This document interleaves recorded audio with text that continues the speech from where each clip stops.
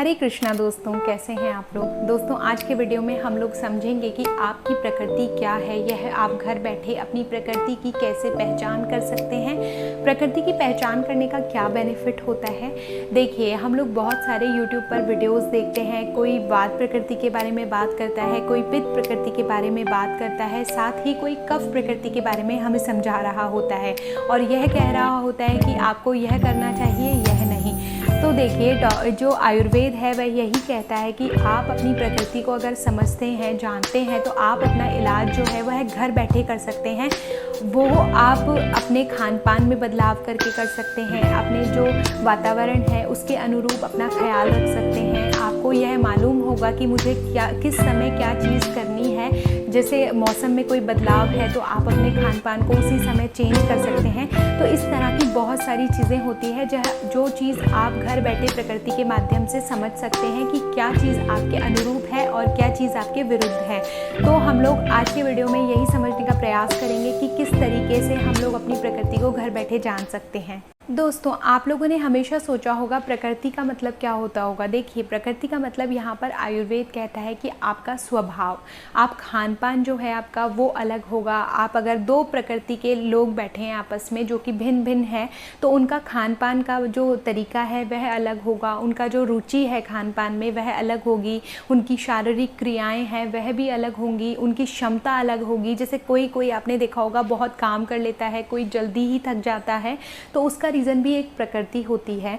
और इसके अलावा उसका स्वभाव कैसा है, कोई बहुत गुस्से वाला है तो कोई एक शांत नेचर का है। तो हम लोग ये एग्जाम्पल समझ सकते हैं कि दो फ्रेंड्स हैं, दोनों की प्रकृति अलग अलग है और एक को बहुत गुस्सा आता है, एक को बहुत कम गुस्सा आता है। वो हमेशा शांत रहता है, उसको शांत कराने की कोशिश करता है।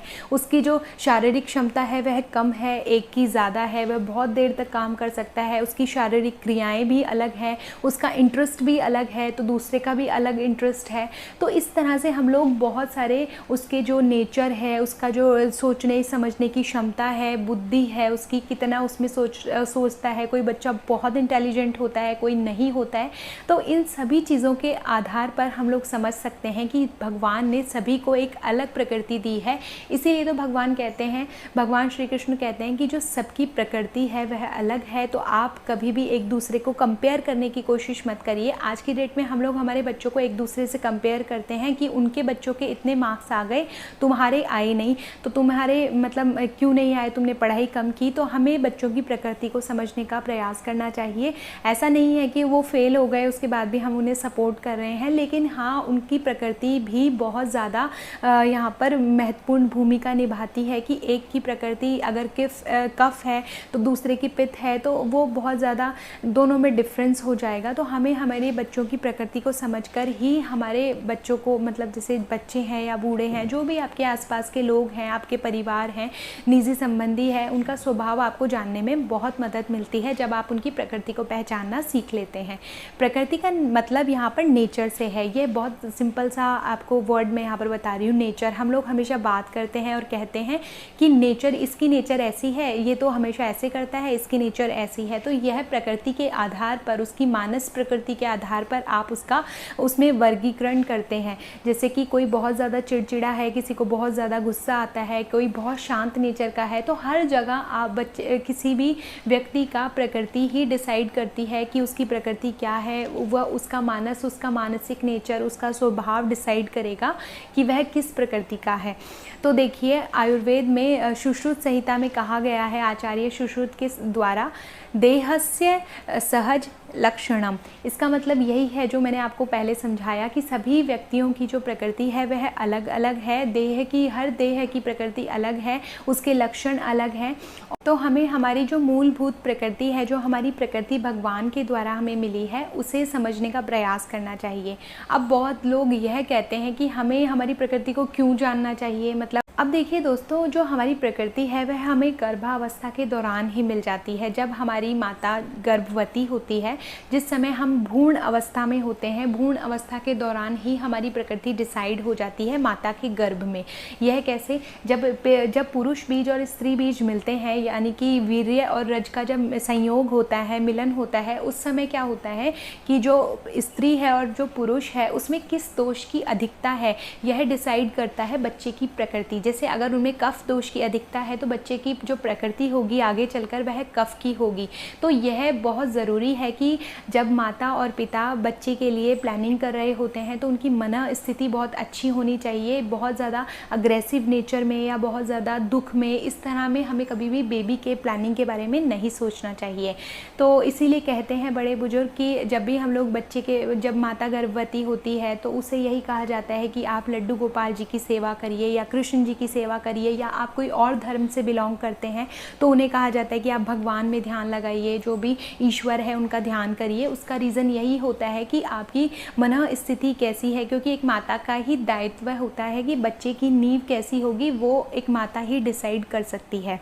इसके अलावा लोग कहते हैं कि अगर आपको हमारी प्रकृति है वह जन्म के दौरान मिल जाती है और वो मरने तक चेंज नहीं होती तो हम उसे जानकर क्या करें, हम तो जैसे हैं वैसे ही रहेंगे, उसमें चेंजेस तो हम कर नहीं सकते। तो देखिए यहाँ पर आयुर्वेद कहता है कि अगर आपको आपकी प्रकृति के बारे में पता है, आप जानते हैं कि आपकी प्रकृति क्या है। जैसे मुझे पता है अगर मेरी प्रकृति वात है तो मेरे जो कार्य होंगे पूरे दिन भर के, जो मेरा खान पान होगा वो वात प्रकृति के अनुरूप होगा, उसके विरुद्ध नहीं होगा। अब मैं अगर वात की प्रकृति के होने के वजह से अगर मैं बहुत ज़्यादा वायु बढ़ाने वाली चीज़ें खाऊंगी, जैसे कि राजमा खाऊंगी बहुत ज़्यादा, और अगर मुझे जैसे काबुली चने जो होते हैं वह खाऊंगी तो मेरे वो चीज़ मुझे डाइजेस्ट नहीं होगी। बहुत ज़्यादा चावल खाना यह मेरे लिए अच्छा नहीं है। तो मैं वही आहार लूँगी जो मेरे अनुरूप होगा, जिसमें जो थोड़े गर्म होंगे नेचर में, हल्के गर्म होंगे, और उनको मैं उसमें जलवायु भी डिपेंड करती है कि आपका मौसम कैसा है। जैसे अगर सर्दियों में खा रही हूँ तो थोड़ी गर्म चीज़ें खा लूँगी, उसे तरावट दे के खाऊँगी, बहुत ज़्यादा खुश्क चीज़ें नहीं खाऊँगी। तो ये सारी चीज़ें आप लोग डिसाइड कर सकते हैं अगर आपको आपकी प्रकृति के बारे में पता है। तो अगर आप लोग जानते हैं कि आपकी प्रकृति क्या है तो आप यह डिसाइड कर सकते हैं कि आपको कितना व्यायाम आपके शरीर के अनुरूप है, कितना व्यायाम है जो आपके शरीर के लिए आप कर सकते हैं। जैसे कई लोग आपने देखा होगा टीवी लगा लेते हैं और घंटों घंटों एक्सरसाइज करते रहते हैं, जबकि उन्हें पता नहीं होता है कि उनकी प्रकृति क्या है, फिर भी वो लोग लगे रहते हैं। तो ये गलत है। आयुर्वेद कहता है आपको, आयुर्वेद यही कहता है व्यायाम के बारे में कि आपको जो व्यायाम है वह भी अपनी प्रकृति के अनुरूप करना चाहिए। अगर आपकी प्रकृति के लिए वो व्यायाम उचित नहीं है और अगर आप वही चीज़ करते हैं बार बार तो वो आपको नुकसान देगी, उसको आपका फ़ायदा प्रॉपर नहीं मिलेगा। अब देखिए दोस्तों, यहाँ पर आयुर्वेद कहता है कि आयुर्वेद पंच महाभूतों के, जैसे हमारा जो शरीर है वह पंच महाभूतों से बना है। यह चीज़ आप सभी ने सुनी होगी। पृथ्वी हो गया, आकाश हो गया, वायु हो गया, जल हो गया, अग्नि हो गया। तो ये पंच महाभूत होते हैं, तत्व होते हैं जिनसे हमारा शरीर बनता है। तो अगर हमारे शरीर में किस चीज़ की प्रधानता है, जैसे अगर आपका शरीर में पृथ्वी और जल की प्रधानता ज़्यादा है तो आपका जो प्रकृति होगी वह कफ दोष की होगी, कफ की प्रकृति आपकी होगी। अगर आपके शरीर में वायु और आकाश की प्रधानता ज़्यादा है तो आपका जो शरीर होगा वो वात प्रकृति का होगा। इसके साथ साथ अगर आपके शरीर में जल की और अग्नि की प्रधानता ज़्यादा है तो आपका शरीर जो है वो पित्त प्रकृति का होगा। तो इन सभी चीज़ों से हम लोग समझ सकते हैं कि हमारी जो प्रकृति है उसमें किस तत्व की महानता ज़्यादा है और हमें कौन सी चीज़ उस समय खानी चाहिए। जैसे पृथ्वी तत्व, और इन चीज़ों से मैं आपको थोड़ा सा इंट्रोड्यूस करवा देती हूँ। पृथ्वी तत्व क्या है, जैसे कि बहुत ज़्यादा हैवी चीज़ें नेचर में। पृथ्वी कैसी है, गुरु तत्व है, हैवी है। तो जैसे अगर आप हैवी चीज़ें ज़्यादा खाएंगे, जैसे कि सपोज़ किसी की कफ दोष है और उसने बहुत ज़्यादा हैवी चीज़ें खा रहा है, जैसे कि बनाना हो गया, वो हैवी है, तो कफ दोष को वो और ज़्यादा बढ़ाएगा। तो आपको वो चीज़ फिर नहीं करनी है। तो आपको यहाँ पर तत्व ज्ञान से ये चीज़ समझ सकते हैं।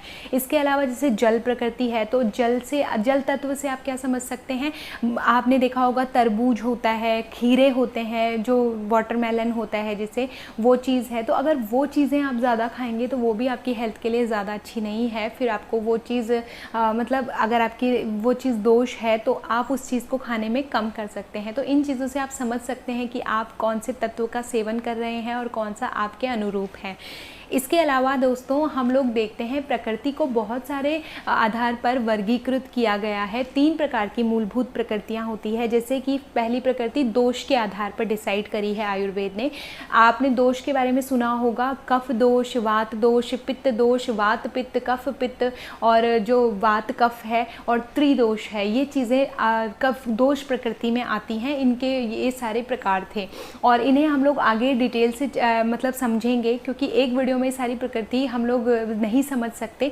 इसके अलावा जो दूसरा आधार है वह मानसिक स्थिति के ऊपर है, मानस प्रकृति के ऊपर है, जो कि है आपके सतोगुण के ऊपर, रजोगुण के ऊपर और तमोगुण के ऊपर। रजोगुण, सतोगुण, तमोगुण तो मैंने आप लोगों को एक वीडियो में पहले भी समझाया था। देखिए सतोगुण है यानी जो शांत नेचर का है, रजोगुण है वो जो जिसको लगता है कि मैं ये भी कर लूँगा, ये भी कर लूँगा, बहुत सारी चीज़ों में उसका दिमाग लगता है और वो हमेशा शांति से नहीं बैठ सकता। और तमोगुण जो बहुत ज़्यादा, उसको दुनियादारी से कोई मतलब नहीं है, अपना कट के, जैसे कि आप समझ लीजिए जो बार में लोग ड्रिंक करते रहते हैं बैठे बैठे, उनको कोई मतलब नहीं होता है कोई कहाँ जा रहा है कोई कहाँ, वो पूरे आलस्य से भरे होते हैं, वह तमोगुण के अंदर आते हैं। तो इस स्थिति के आधार पर भी प्रकृति को विभाजित किया गया है।